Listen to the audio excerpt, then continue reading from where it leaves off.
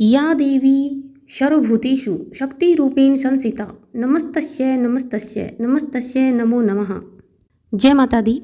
आप सभी को नवरात्रि की बहुत बहुत शुभकामनाएं। नवरात्रि के इस पावन पर्व के उपलक्ष्य में मैं आप सभी के समक्ष दुर्गा सप्तशती का प्रथम अध्याय सुनाने जा रही हूँ। तो आइए शुरू करते हैं।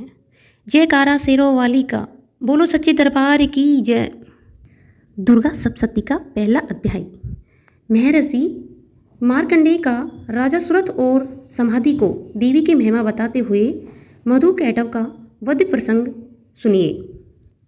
महर्षि मार्कंडेय जी बोले, सूर्य के पुत्र श्रावणी जो 8वें मनु कहे जाते हैं की उत्पत्ति की कथा विस्तार पूर्वक कहता हूँ, सुनो।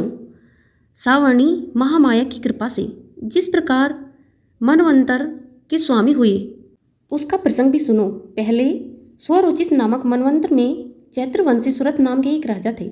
सारी पृथ्वी पर उनका राज्य था। वह प्रजा को अपने औरस पुत्रों के समान मानते थे, तो भी कोला विध्वंसी राजा उनके पुत्र बन गए। दुष्टों को दंड देने वाले राजा सुरथ की उनके साथ लड़ाई हुई। कोला विध्वंसियों के संख्या में कम होने पर भी राजा सुरथ युद्ध में उनसे हार गए। तब वे अपने नगर में आ गए।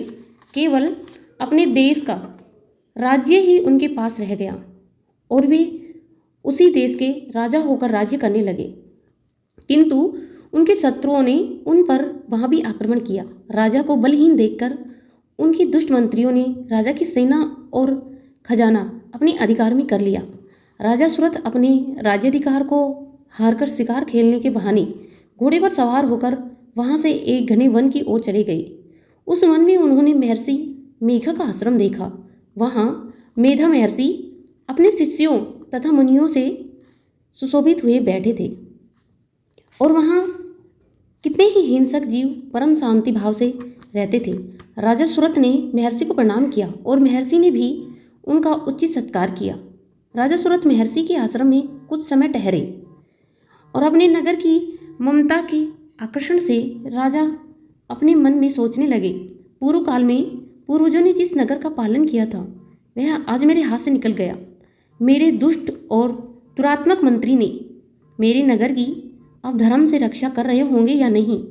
मेरा प्रधान हाथी जो सदा मद की वर्षा करने वाला और शूरवीर था, मेरे वैरियों के वश में होकर न जाने क्या दुख भोग रहा होगा। मेरे आज्ञाकारी नौकर जो मेरी कृपा से धन और भोजन पाने में सदैव सुखी रहते थे और मेरे पीछे पीछे चलते थे, वे अब निश्चय ही दुष्ट राजाओं का अनुसरण करते होंगे तथा मेरे दुष्ट एवं दुरात्मक मंत्रियों द्वारा व्यर्थ ही धन को व्यय करने से वंचित किया हुआ मेरा खजाना एक दिन अवश्य खाली हो जाएगा। इस प्रकार की बहुत सी बातें सोचता हुआ राजा निरंतर दुखी रहने लगा। एक दिन राजा सुरथ ने महर्षि मेधा के आश्रम के निकट एक वैश्य को देखा। राजा ने उससे पूछा, भाई तुम कौन हो? यहाँ तुम्हारे आने का क्या कारण है और तुम मुझे शोकग्रस्त अनमने से दिखाई देते हो, इसका क्या कारण है? राजा के यह नम्र वचन सुन वैश्य ने महाराज सुरथ को प्रणाम करके कहा, हे राजन, मेरा नाम समाधि है। मैं धनियों के कुल में उत्पन्न एक वैश्य हूँ। मेरी दृढ़ स्त्री पुत्रों ने लोभ से मेरा सब छीन लिया और मुझे घर से निकाल दिया। मैं दुखी होकर इस वन में चला आया हूँ। यहाँ मैं इस बात को भी नहीं जानता कि अब मेरे घर इस समय सब कुशल है या नहीं। यहाँ मैं अपने परिवार का आचरण संबंधित कोई समाचार भी नहीं पा सकता कि मेरे घर में इस समय कुशल पूर्वक है या नहीं। मैं अपने पुत्रों से संबंधित में नहीं जानता कि वो सदाचारी हैं या दुराचार में फंसे हुए हैं। राजा बोले, जिस धन के लोभी स्त्री पुत्रों ने तुम्हें घर से निकाल दिया, फिर भी तुम्हारा चित्त उनके प्रेम में ही रहता है। वैश्य ने कहा, मेरे विषय में आपका ऐसा कहना ठीक है, किंतु मेरा मन इतना कठोर नहीं। यद्यपि उन्होंने धन के लोभ में पकड़कर पितृ स्नेह को त्याग कर मुझे घर से निकाल दिया है, तो भी मेरे मन में उनके लिए कठोरता नहीं आती। हे महामते, मेरा मन फिर भी उनमें क्यों फंस रहा है, इस बात को जानता भी हूँ या नहीं जान पा रहा हूँ। मेरा चित्त उनके लिए क्यों दुखी है। मैं उनके लिए लंबी लंबी सांसें ले रहा हूँ और उन लोगों में प्रेम नाम को भी नहीं है।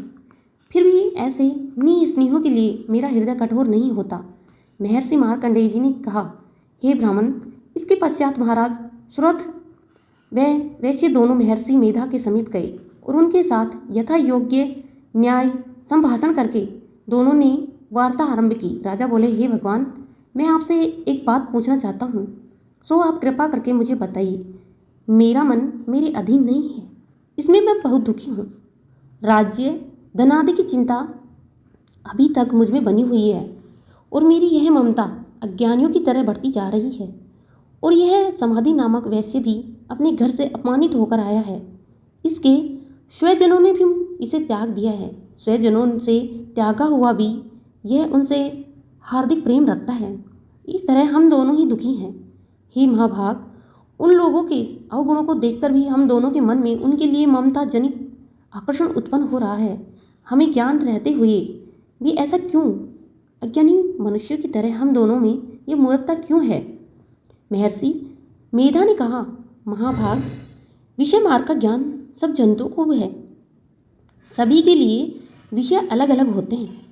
कुछ प्राणी दिन में नहीं देखते और कुछ रात में, परंतु कई जीव ऐसे हैं जो दिन रात दोनों में देख सकते हैं। यह सत्य है कि मनुष्य में ज्ञान प्रदान है, किंतु केवल मनुष्य में ही ज्ञानी नहीं होता, पशु पक्षी आदि भी ज्ञान रखते हैं। जैसे ये पशु पक्षी ज्ञानी है, वैसे ही मनुष्य का ज्ञान है, और जो ज्ञान मनुष्य में है वैसे ही पशु पक्षियों में भी है, तथा अन्य बातें भी दोनों में एक ही जैसी पाई जाती हैं। ज्ञान होने पर भी इन पक्षियों की ओर देखो कि स्वयं भूख से पीड़ित होने पर भी बच्चों की चोंच में कितने प्रेम से अन्न के दाने डालते हैं। हे राजन, ऐसा ही प्रेम मनुष्य में अपनी संतान के प्रति पाया जाता है। लोभ के कारण अपने उपकार का बदला पाने के लिए मनुष्य पुत्रों की इच्छा करते हैं। इस प्रकार मोह के गड्ढे में गिरा करते हैं। भगवान श्री हरि की जो माया है, उसी से यह संसार मोहित हो रहा है। इसमें आश्चर्य की कोई बात नहीं, क्योंकि वह भगवान विष्णु की योग निंद्रा है। यह माया ही तो है जिसके कारण संसार मोह में जकड़ा हुआ है। यही महामाया भगवती देवी ज्ञानियों के चित्त को बलपूर्वक खींचकर मोह में डाल देती है। उसी के द्वारा संपूर्ण जगत की उत्पत्ति होती है। यही भगवती देवी प्रसन्न होकर मनुष्य को मुक्ति प्रदान करती है। यही संसार के बंधन का कारण है तथा संपूर्ण ईश्वरों की स्वामिनी है। महाराज, सुरथ ने पूछा, भगवान, वे देवी कौन सी हैं जिनको आप महामाया कहते हैं? हे ब्राह्मण, वे कैसे उत्पन्न हुई और उनका कार्य क्या है? उनके चरित्र कौन कौन से हैं? हे प्रभु, उनका जैसा स्वभाव हो, जैसा स्वरूप हो, वह सब कृपा कर मुझे कहिए, मैं आपसे सुनना चाहता हूँ। महर्षि मेधा बोले, राजन, वास्तव में तो देवी तो नित्य स्वरूप हैं। उनके द्वारा यह संसार रचा गया है, तब भी उनकी उत्पत्ति अनेक प्रकार से होती है। वह सब आप मुझसे सुनो। वे देवी देवताओं का कार्य सिद्ध करने के लिए प्रकट होती हैं। उस समय वह उत्पन्ना कहलाती हैं। संसार को जलमय करके जब भगवान विष्णु को योग निंद्रा का आश्रय लेकर शेष शैया पर सो रहे थे, तब मधु कैटव नाम के दो असुर उनके कानों के मैल से उत्पन्न हुए और वह ब्रह्मा जी को मारने के लिए तैयार हो गए। श्री ब्रह्मा जी ने जब उन दोनों को अपनी ओर आते देखा और यह भी देखा कि भगवान विष्णु योग निंद्रा का आश्रय लेकर सो रहे हैं, तो वे उस समय भगवान विष्णु को जगाने के लिए उनके नेत्रों में निवास करने वाली योग निंद्रा की स्तुति करने लगे। हे ब्रह्मा जी, श्री ब्रह्मा जी ने कहा, हे देवी, आप ही स्वाहा, आप ही शुद्धा और आप ही वष्टाकर हो। स्वर भी आपसे ही स्वरूप है। आप ही जीवन देने वाली शुद्धा हो। नित्य अक्षर वर्णाक्षर में आकर उपकार मकार इन तीनों में माताओं के रूप में आप ही स्थित हो। इनके अतिरिक्त जो बिंदु स्वरूप नित्य अर्धमात्रा है, जिसका विशेष रूप से उच्चारण नहीं किया जाता, हे देवी, वह भी आप ही हो। इस तरह आप और रूपों में, हे देवी, संध्या सावत्री तथा परम जननी ही आप हो। आप ही इस विश्व को धारण करने वाली हो। आपने ही इस जगत की रचना की है और आप ही इस जगत का पालन करने वाली हो और आप ही कल्प के अंत में इसका भक्षण करने वाली हो। हे देवी, इस जगत की उत्पत्ति के समय आप सृष्टि रूपा हो। पालन काल में स्थित रूपा हो और कल्प के अंत में संहार रूपा हो। आप ही महाविद्या, महामाया, महामेधा, महास्मृति, महारात्रि और मोहरात्रि, श्री ईश्वरी और बोध स्वरूपा। बुद्धि भी आप ही हो। खंड धारणी, शूल धारणी, घोर रूपा तथा गदा, चक्र, शंख और धनुष को धारण करने वाली हो। बाण और परिघ यह भी आपके ही अस्त्र हैं। आप सौम्य और सौम्यतर हो। यही नहीं बल्कि जितनी भी सौम्य तथा सुंदर वस्तुएं इस संसार में हैं उन सबसे बढ़कर सुंदर आप हो। पर और अपर सबसे परे रहने वाली परमेश्वरी आप ही हो। हे सर्वस्वरूपी देवी, जो भी सत्य असत पदार्थ हैं और उनमें जो शक्ति है वह आप ही हो। ऐसी अवस्था में भला आपकी स्तुति कौन कर सकता है।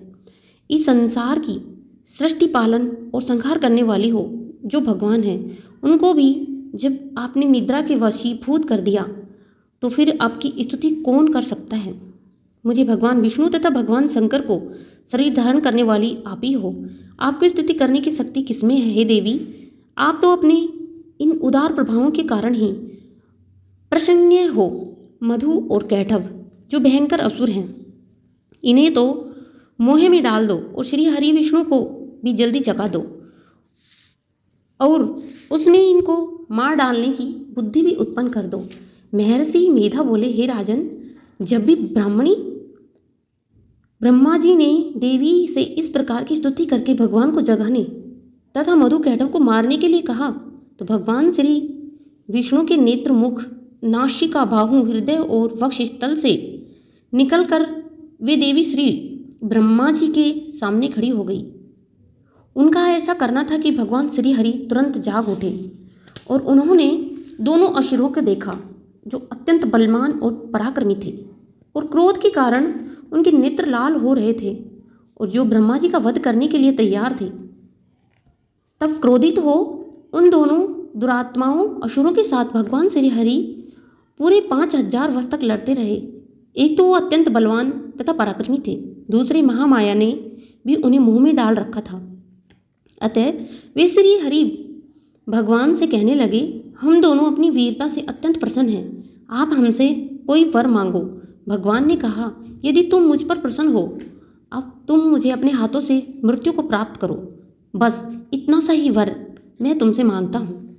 यहाँ दूसरे वर से क्या प्रयोजन है। महर्षि मेधा बोले, इस तरह से जब वे धोखे में आ गए और चारों ओर जल ही जल देखा तो भगवान श्री हरि से कहने लगे, यहाँ पर जल न हो, सूखी जमीन हो, उसी जगह हमारा वध कीजिए। महर्षि मेधा कहते हैं, तथास्तु। तथास्तु कहकर भगवान श्री हरि ने उन दोनों को अपनी जांघ पर लिटाकर चक्र से उन दोनों की सिर काट डाले। इस तरह से देवी श्री ब्रह्मा जी की स्तुति करने पर प्रकट हुई थी। इसी प्रकार माता रानी का पहला अध्याय पूर्ण हुआ और आगे की कथा आप सभी को दूसरे अध्याय में सुनाई जाएगी। इसी प्रकार 9 दिनों तक माता दुर्गे के सप्तशती पाठ सुने।